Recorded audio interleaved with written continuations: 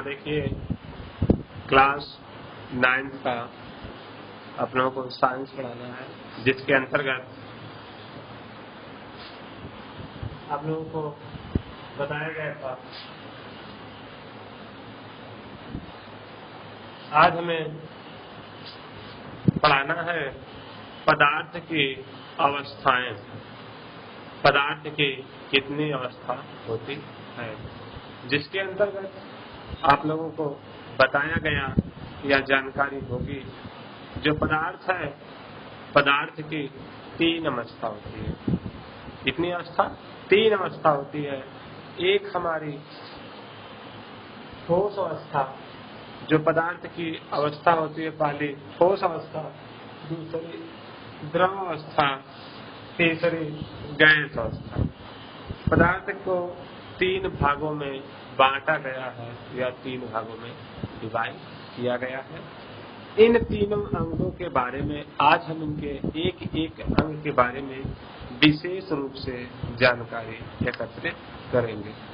जैसा कि आज हम सबसे पहले आप लोगों को बताएंगे ठोस अवस्था। ठोस अवस्था है जो ठोस पदार्थ की जो अवस्था है, अवस्था का आपका शाब्दिक अर्थ होता है उम्र, जो उसकी समय सीमा है वह किस प्रकार से होती है या कैसे होती है। इसके जैसे आप लोगों को इसके बारे में पता ही होगा कि इसकी जो परिभाषा होती है, द्रव्य की वह अवस्था जिसका आयतन एवं आकार दोनों निश्चित होता है, जिसे हम ठोस अवस्था कहते हैं। जैसे लकड़ी, लोहा, बर्फ की सिल्ली इत्यादि। परिभाषा में आप लोगों को बताया गया, द्रव्य की वह अवस्था जिसका आयतन और आकार निश्चित होता है, जिसे हम ठोस पदार्थ कहते हैं। जैसे लोहा, लकड़ी, बर्फ की सिल्ली इत्यादि। इसे कुछ आज हम आकार बनाकर आप लोगों को पूर्ण रूप से समझाने की कोशिश करेंगे। जो इसका फिगर बनेगा, एक बार आप लोग फिगर पर देखेंगे।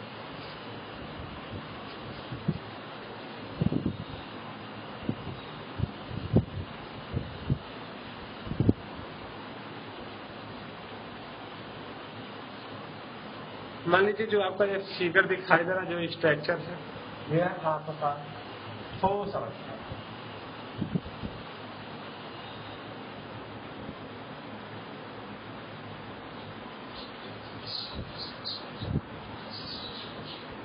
ये आपका ठोस अवस्था का है। तो ठोस अवस्था में आपको इसकी डिफिनीशन पता होगी। अब इसके अंतर्गत जानेंगे क्या क्या इसके ठोस अवस्था के क्या क्या गुण होते हैं, या ठोस अवस्था की जो विशेषता है वह कौन कौन सी विशेषता होती है। तो ठोस अवस्था में जो इसकी विशेषता होती है, पहली विशेषता है ठोस में अणुओं की व्यवस्था। जो हमारा ठोस पदार्थ होता है, उस ठोस पदार्थ में अणुओं की व्यवस्था, यह उनका रहने का क्रम, व्यवस्था में रहने का क्रम या उनके बैठने का क्रम, वह किस प्रकार से इसे अपनी ठोस अवस्था में किस प्रकार से एडजस्ट होते हैं। तो इसके सामने जो हमने भी फिगर बनाया, और अब ठोस में अणुओं की व्यवस्था, तो ठोस में जो अणु होते हैं वह किस प्रकार से रहते हैं।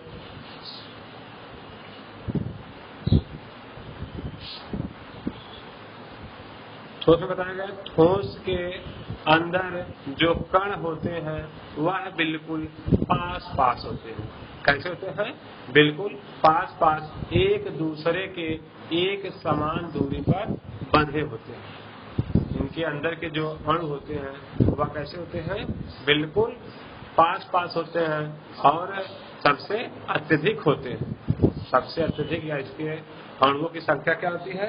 अधिक होती है, और यह एक दूसरे के पास पास स्थित होते हैं।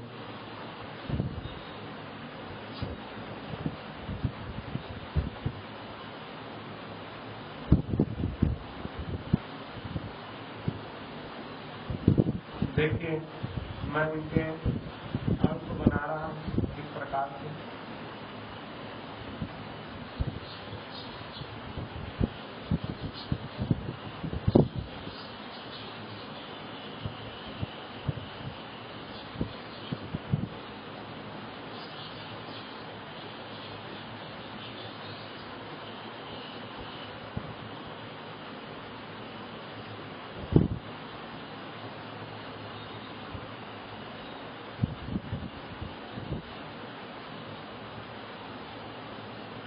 देखिए ठोस में अणुओं की व्यवस्था के बारे में मैं इस फिगर में बता दिया।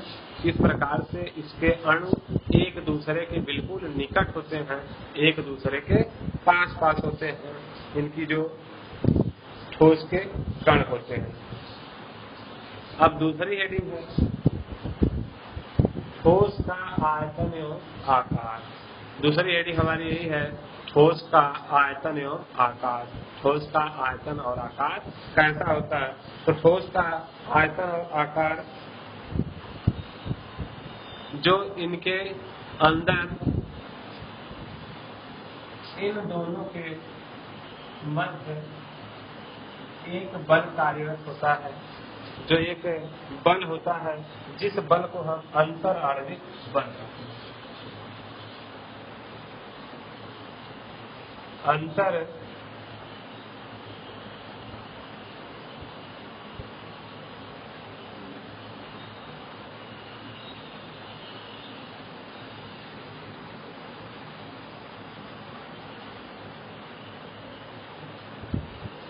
जो इनके पास पास या जो इनके मध्य लगने वाले बल को हम अंतर आणविक बल कहते हैं। अब देखिए इन कणों के मध्य जो इनका अंतर आणविक बल होता है वह अत्यधिक प्रबल होता है या अत्यधिक शक्तिशाली होता है।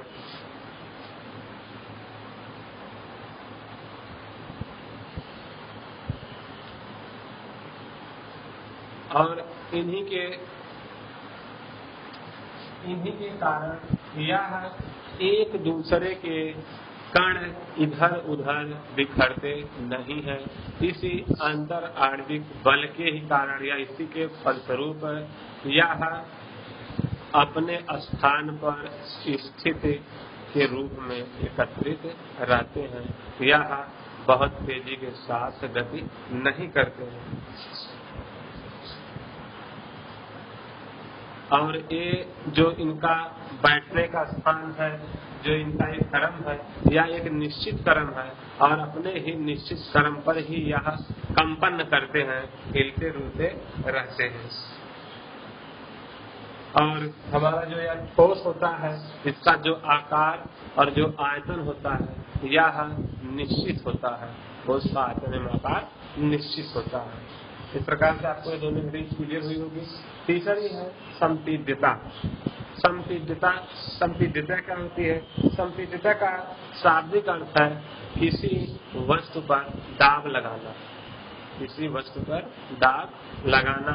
अगर हम किसी वस्तु पर दाब लगाते हैं तो अगर वह वस्तु दाब लगाने के कारण उसमें कुछ परिवर्तन हो जाता है उसके आकार एवं आकृति में, तो उसके अंदर संपीड्यता पाई जाती है।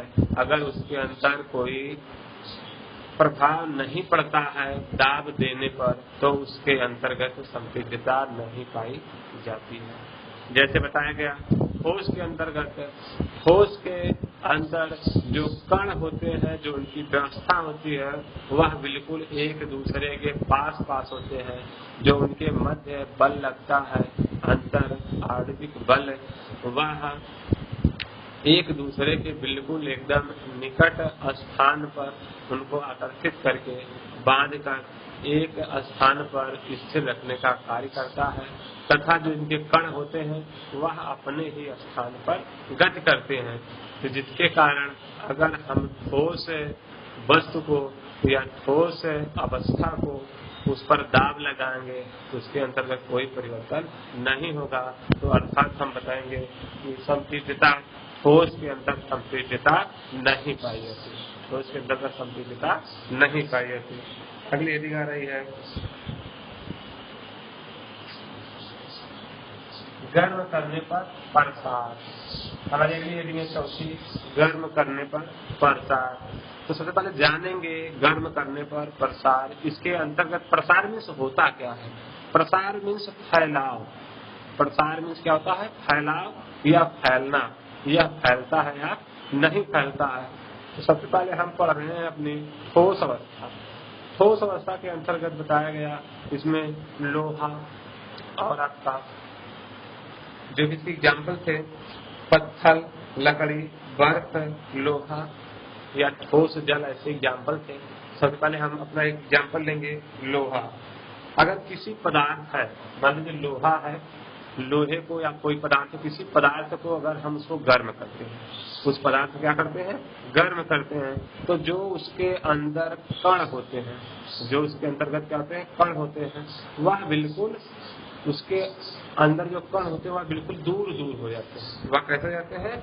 बिल्कुल दूर दूर हो जाते हैं, दूर दूर हो जाते हैं। अतः इस लोहे के अंतर्गत प्रसार उत्पन्न हो जाता है या उसके अंतर्गत फैलाव उत्पन्न हो जाता है। उसको चोट मारने पर इसके अंतर्गत क्या होता है? फैलाव होता है।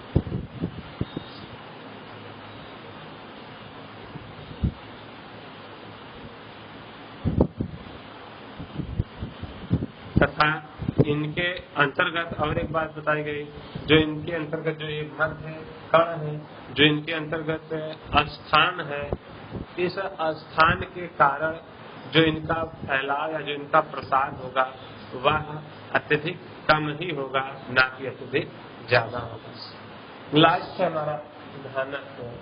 ठोस का घनत्व क्या होता है? ठोस का घनत्व है इनके बीच में जो अंतर आणविक बल है, या जो अंतर आणविक बल है, अवकाश जो इसके बीच की जगह है, जो इसके बीच की जगह है, यह बहुत कम होती है।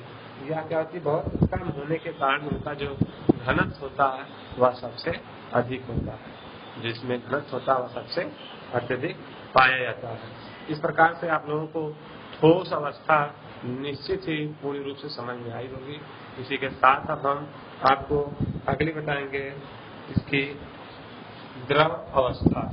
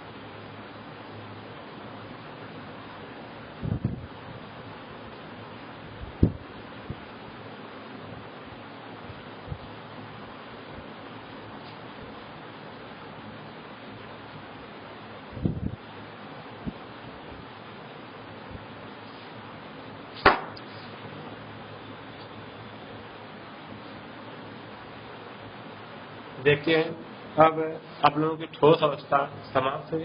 अब हम आप लोगों को बताएंगे गैस द्रव अवस्था। द्रव अवस्था क्या है? द्रव अवस्था देखिए आपकी द्रव की वह अवस्था, द्रव की वह अवस्था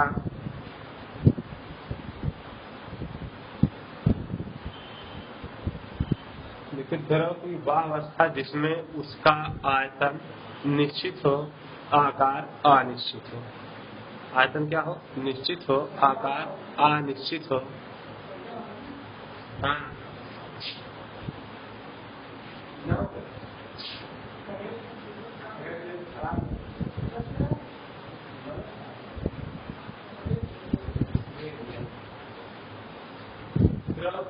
द्रव्य की वह अवस्था जिसका आकार अनिश्चित हो, आयतन निश्चित हो, जिसे हम द्रव अवस्था कहते हैं। जिसे हम क्या कहते हैं?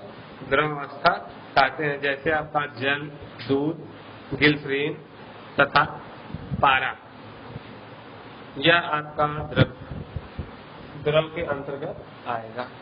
अब आपकी इसकी डेफिनेशन जो परिभाषा थी वह हो गई। अब आप जो द्रव में अणुओं की व्यवस्था है, जो हमारी द्रव अवस्था है, द्रव अवस्था में अणुओं की जो व्यवस्था है वह किस प्रकार से होती है? देखिए, द्रव में अणुओं की व्यवस्था अब बताया जा रहा है। इसमें ठोस की अपेक्षा, ठोस की अपेक्षा जो इनके मध्य अणुओं का क्रम होता है वह दूर दूर होता है। वह कहाँ होता है? वह बिल्कुल दूर दूर होता है, जिसके कारण जो इसके अणु होते हैं वह स्वतंत्र रूप से गति करते हैं। वह दूर दूर होने के कारण बिल्कुल वह स्वतंत्र रूप से क्या करते हैं? गति करते हैं। यह द्रव्य में अणुओं की व्यवस्था थी। इसमें यही बताया गया, ठोस की अपेक्षा इसके अंदर जो अणुओं की व्यवस्था है, जो अणुओं का क्रम है, वह बिल्कुल दूर दूर होता है, जिसके कारण यह स्वतंत्र रूप से गति करते हैं। जिसके कारण क्या करते हैं? स्वतंत्र रूप से गति करते हैं। अब देखिए, द्रव का आयतन एवं आकार, द्रव का जो आयतन और आकार, जो इसकी बनावट होती है वह किस प्रकार से होती है? देखिए, सबसे पहले बताएगा ठोस की अपेक्षा, ठोस की अपेक्षा जो इनके मध्य अंतर आणविक बल लगता है वह कम लगता है। अंतर आणविक बल क्या करता है? कम लगता है। आपको पता होगा कम लगने का कारण, क्योंकि अब क्या है, अणु जो इसके है वह बिल्कुल दूर दूर है। इसके अणु कहाँ है? इसके अणु दूर दूर है, तो जो इनके मध्य होगा अंतर आणविक बल वह भाई जाहिर सी बात है, जब दूर दूर होगी तो इसके अंतर आणविक बल होगा वह आपका अधिक से बजाय वह आपका कम होगा, क्योंकि अब ये अणु कहाँ है? दूर दूर है, इसलिए क्या होगा? कम होगा। इस अणु में ठोस की अपेक्षा, इस अणु के अंतर्गत बताया जा रहा है, ठोस की अपेक्षा जो इनमें रिक्त स्थान होते हैं वह क्या होते हैं? अत्यधिक होते हैं। जो खाली स्थान पाया जाता है वह सबसे अधिक पाया जाता है, क्योंकि ठोस से अधिक पाया जाता है। सबसे अधिक नहीं बल्कि ठोस से अधिक पाया जाता है, क्योंकि ठोस में बिल्कुल पास पास था और इसमें आपका द्रव में यह बिल्कुल दूर दूर है, इसलिए क्या होता है? अधिक पाया जाता है। जिसके फलस्वरूप जो इसके अंतर्गत गतिज ऊर्जा होती है, जो इसके अंतर्गत गतिज ऊर्जा होती है वह अधिक होती है। ठोस की अपेक्षा क्या होती है? अधिक होती है, जो इसके अंतर गतिज ऊर्जा होती है। उच्च गतिज ऊर्जा के कारण, उच्च गतिज ऊर्जा के कारण जो इसमें उच्च गतिज ऊर्जा होती है, जिनके कारण द्रव के अणु परस्पर संघात करते रहते हैं। द्रव के अणु परस्पर क्या करते हैं? संघात। संघात में क्या करते हैं? आपस में टकराते रहते हैं, या इनकी क्रम का रूप होता है, जो क्या करते हैं? गतिज ऊर्जा के कारण आपस में टकराते रहते हैं अधिक स्पीड के कारण।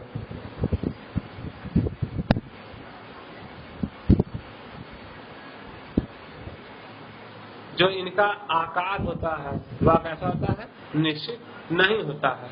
हमारा जो द्रव का आकार क्या होता है? वह निश्चित नहीं होता है, लेकिन जो इनका आयतन होता है वह निश्चित होता है। अब इसी के बाद अब देखेंगे संपीडिता। संपीडिता आपको ठोस में ही बताया गया था। संपीडिता क्या होती है?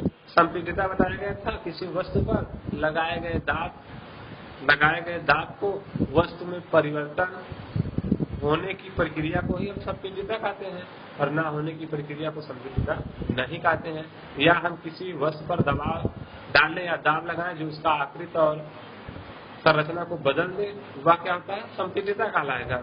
लेकिन इसमें संपीडिता ठोस से अधिक होती है।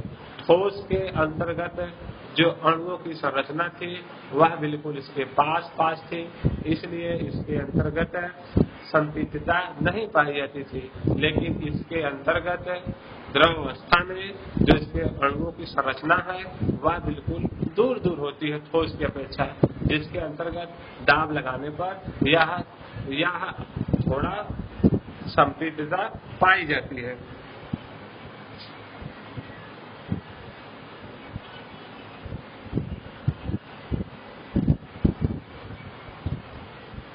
बात आती है प्रसरण।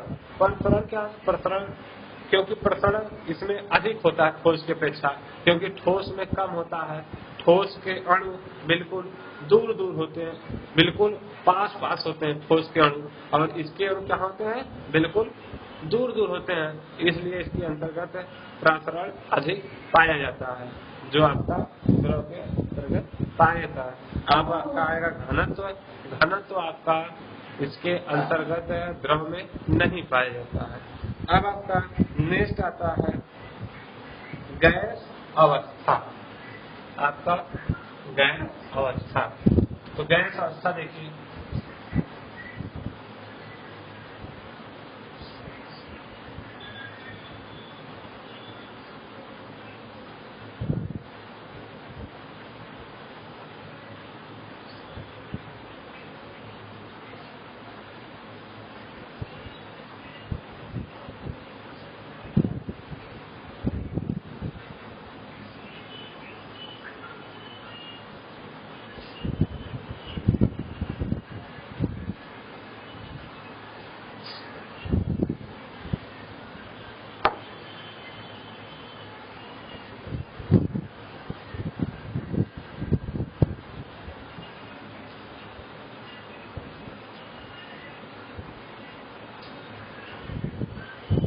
गैस अवस्था में देखिए, गैस अवस्था क्या होती है?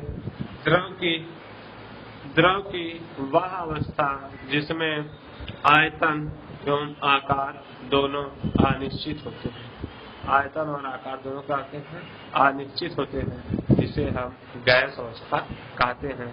जिसे हम गैस अवस्था कहते हैं। जैसे एग्जाम्पल है हाइड्रोजन, हीलियम, ऑक्सीजन, जलवाष्प आदि, जो हमारा गैस का एग्जाम्पल है। गैस की अवस्था में बताया गया या सबसे अलग है या सबसे विपरीत है। गैस अवस्था में बताया गया वे द्रव्य का जो हमारा है द्रव्य की वह अवस्था जिनका आयतन और आकार दोनों अनिश्चित होता है। दोनों क्या आता है? अनिश्चित होता है, जिसे हम द्रव्य अवस्था कहते हैं। जैसे ऑक्सीजन, हीलियम, जलवाष्प आदि, जिसका एग्जाम्पल था। अब हम बात करेंगे इसके अंतर्गत गैस में अणुओं की व्यवस्था।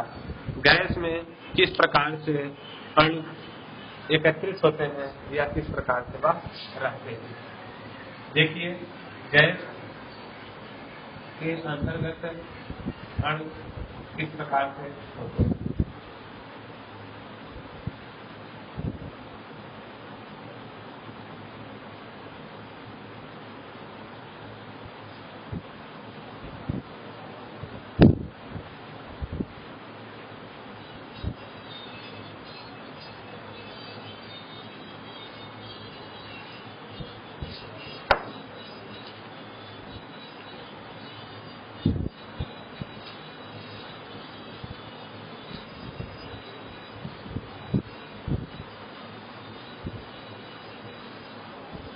गैस अवस्था में बताया गया, जो गैस अवस्था में जो इनके अणु होते हैं वह बिल्कुल नागण्य होते हैं, बिल्कुल दूर दूर होते हैं, उनका कोई आकार निश्चित नहीं होता है, वह नागण्य होते हैं, उनको गिना नहीं जाता।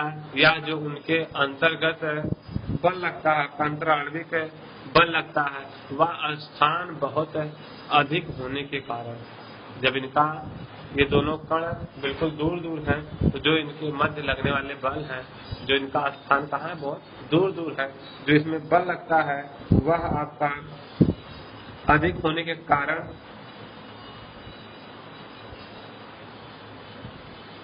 अंतराण्विक स्थान बहुत कम होने के कारण ये अनियमित रूप से, ये क्या होते हैं, अनियमित रूप से सभी दिशाओं में गतिमान होते हैं।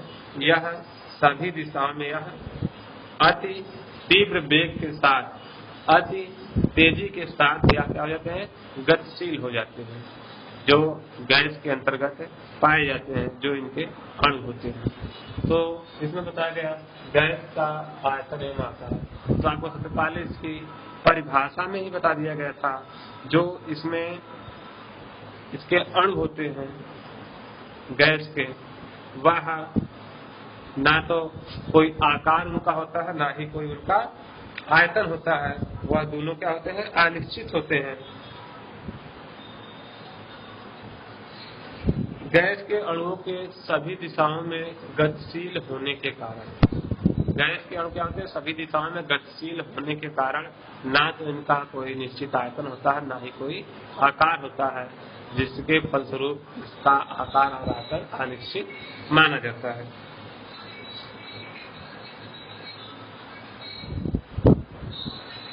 एक बात और बताई गई थी, यह उसी पात्र का आयतन आकार ग्रहण कर लेते हैं जिस पात्र में यह एकत्रित होते हैं, या उसी पात्र का आयतन एवं आकार ग्रहण कर लेते हैं जिस पात्र में यह स्थित हो जाते हैं, या जिस पात्र में यह बैठ जाते हैं, जिस पात्र में यह क्या होते हैं, ग्रहण कर लेते हैं। जैसे आपको बताया गया है गुब्बारा, गुब्बारा में अगर गैस को भरा जाए तो वह गुब्बारा जैसी संरचना होगी, वह उसी प्रकार से अपने रूप उसी के अंतर्गत धारण कर लेंगे। और बात आती है संपीड्यता। संपीड्यता तो गैस के अंतर्गत सबसे अधिक संपीड्यता पाई जाती है। गैस के अंतर्गत क्या होता है, सबसे अधिक संपीड्यता पाई जाती है। सबसे अधिक संपीड्यता इसलिए पाई जाती है क्योंकि इनके अंतर जो मध्य अंतराण्विक बल है, या जो इनके मध्य कण है, वह बिल्कुल कहाँ है, दूर दूर है, जिसके कारण इसके अंतर्गत संपीड्यता पाई जाती है, जिसके कारण इस पर दबाव डालने पर इसके आकार में परिवर्तन हो जाता है। जैसे आपका गुब्बारा है और वह गैस से भरा है और उसको अगर हम दाब देते हैं तो वह अपना आकार बदल देता है।